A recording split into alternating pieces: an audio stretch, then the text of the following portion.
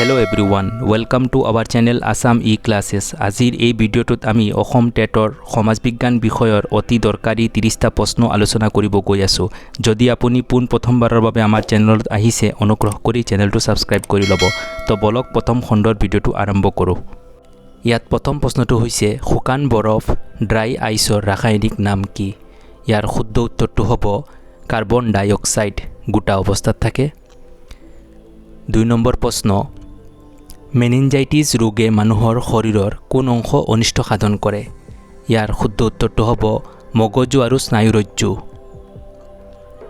3 number প্ৰশ্ন প্ৰথম অসমীয়া বিজ্ঞান আলোচনী পশুপালনৰ সম্পাদক কোন? ডক্টৰ কনক চন্দ্ৰ শৰ্মা পশুপালন যি আলোচনী আছিল তাৰে সম্পাদক আছিলে। 4 নম্বৰ প্ৰশ্ন ভিটামিন চিৰ আন এটা নাম কি? ইয়াৰ শুদ্ধ উত্তৰটো হ'ব এছবৰিক এচিড। 5 নম্বৰ প্ৰশ্ন অসম চুক্তি কেতিয়া স্বাক্ষৰিত হৈছিলে? ইয়াৰ শুদ্ধ উত্তৰটো হ'ব ইংৰাজী 1985 চনৰ 15 আগষ্ট তাৰিখে। 6 নম্বৰ প্ৰশ্ন ভাৰতত পাৰমাণৱিক গৱেষণাৰ পিতৃস্বৰূপে কাক অভিহিত কৰা হয়? ভাৰতৰ পাৰমাণৱিক গৱেষণাৰ পিতৃস্বৰূপ কাক অভিহিত কৰা হয়? শুদ্ধ উত্তৰটো হ'ব হোমী জাহাংগীৰ ভাবাক। 7 নম্বৰ প্ৰশ্ন কালাহাৰী মৰুভূমি ক'ত অৱস্থিত? সেই মৰুভূমি কোনখন দেশত অৱস্থিত? ইয়াৰ শুদ্ধ উত্তৰটো হ'ব আফ্ৰিকা দেশত। তৰল এচিটিক এচিডৰ আন এটা নাম কি? তৰল এচিটিক এচিড ইয়াৰ শুদ্ধ উত্তৰটো হ'ব ভিনেগাৰ। ভিনেগাৰক তৰল এচিটিক এচিড বুলিও জনা যায়। 9 নম্বৰ প্ৰশ্ন পানীক বীজাণুমুক্ত কৰিবলৈ কি গেছ ব্যৱহাৰ কৰা হয়? ইয়াৰে শুদ্ধ উত্তৰটো হ'ব ক্লৰিন গেছ। পানীক বীজাণুমুক্ত কৰিবলৈ ক্লৰিন গেছৰ ব্যৱহাৰ কৰা হয়। 10 নম্বৰ প্ৰশ্ন শংকৰ মাধৱদেৱৰ মহামিলন হোৱা ঠাইখিনি কি আছিল আৰু সেই মিলনক কি আখ্যা দিয়া হয়? শংকৰদেৱ আৰু মাধৱদেৱৰ মহামিলন হোৱা ঠাইখিনিৰ নাম আছিলে ধোৱাহাটৰ বেলুগুৰি নামৰ নামঘৰখনত আৰু সেই মিলনক কোৱা হয় মণিকাঞ্চন সংযোগ। 11 নম্বৰ প্ৰশ্ন ভাৰতৰ আটাইতকৈ দীঘল দলং কোনখন? ভাৰতৰ আটাইতকৈ দীঘল দলংখনৰ নাম হৈছে মহাত্মা গান্ধী সেতু আৰু সেইখন আছে গংগা নদীৰ ওপৰত 5.6 কিলোমিটাৰ দীঘল। 12 নম্বৰ প্ৰশ্ন ভাৰতত সাহসিকতাৰ বাবে প্ৰদান কৰা সৰ্বোচ্চ পুৰস্কাৰ কি? ইয়াৰে শুদ্ধ উত্তৰটো হ'ব পৰমবীৰ চক্ৰ। 13 নম্বৰ প্ৰশ্ন মাজৰাতি সূৰ্য উঠা দেশ কোনখন? মাজৰাতি সূৰ্য উঠা দেশ নাম হৈছে নৰৱে। নৰৱেত মাজৰাতি সূৰ্য উঠা দেশ বুলি কোৱা হয়। 14 নম্বৰ প্ৰশ্ন আকবৰৰ ৰাজসভাত নৱৰত্নৰ এটা ৰত্ন আছিল সংগীত শিল্পী তানসেন।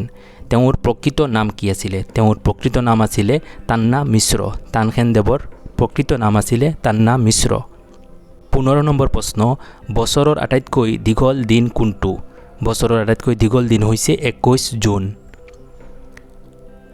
16 নম্বৰ প্ৰশ্ন মটৰ চাইকেল কোনে আৱিষ্কাৰ কৰিছিলে? মটৰ চাইকেল আৱিষ্কাৰ কৰিছিলে ডেলমাৰে মটৰ চাইকেল আৱিষ্কাৰ কৰিছিলে। 17 নম্বৰ প্ৰশ্ন অসমত কেতিয়াৰে পৰা ৰেলগাড়ী চলাচল কৰে? ইয়াৰে শুদ্ধ উত্তৰটো হ'ব 1882 চনৰ পৰা অসমত প্ৰথমবাৰৰ বাবে ৰেল চলাচল কৰিছিলে।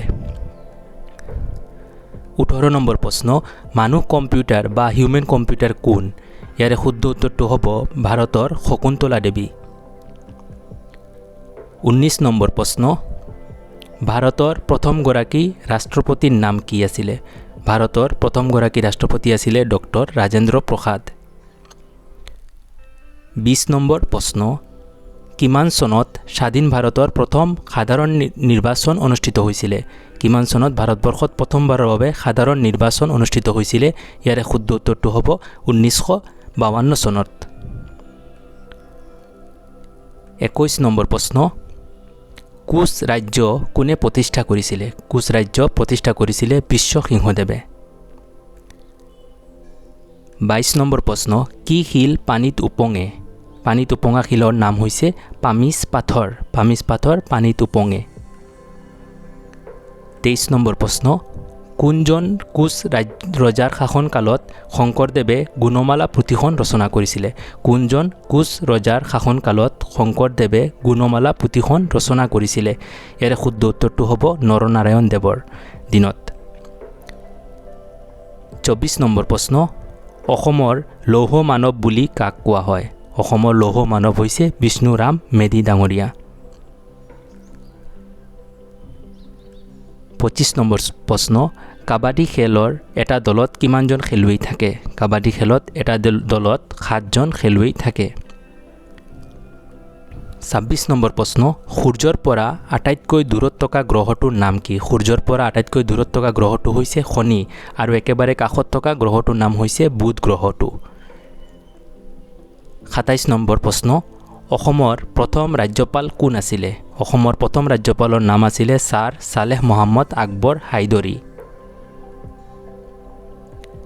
28 নম্বৰ প্ৰশ্ন, কোনজন অসমীয়া কৰ্মবীৰ নামেৰে জনাজাত? ইয়াৰে শুদ্ধ উত্তৰটো হ'ব কৰ্মবীৰ নবীন চন্দ্ৰ বৰদলৈ। 29 নম্বৰ প্ৰশ্ন, হাজোৰ পুৱামক্কা মছজিদটো কোনে নিৰ্মাণ কৰিছিল? হাজোৰ পুৱামক্কা মছজিদটো নিৰ্মাণ কৰিছিলে গিয়াছুদ্দিন আউলিয়াই। 30 নম্বৰ প্ৰশ্ন, কি জন্তুৱে পানী নাখায়? ইয়াৰে শুদ্ধ উত্তৰটো হ'ব আফ্ৰিকাৰ কৃষ্ণকায় মৃগাই জন্তু। এইখিনি আছিলে প্ৰথম খণ্ডৰ ভিডিঅ'ৰ প্ৰশ্ন উত্তৰসমূহ। আমি পৰৱৰ্তী সময়ত আৰু প্ৰশ্ন উত্তৰসমূহ লৈ আপোনালোকৰ কাষলৈ আহিম। যদি আপুনি পোনপ্ৰথমবাৰৰ বাবে আমাৰ চেনেলত আহিছে, অনুগ্ৰহ কৰি চেনেলটো ছাবস্ক্ৰাইব কৰি ল'ব আৰু কাষতে থকা বেল আইকনত অল নটিফিকেশ্যন চিলেক্ট কৰি ৰাখিব। তো আজিৰ কাৰণে ভিডিঅ'টো ইয়াতে সমাপ্ত কৰিছোঁ। ধন্যবাদ।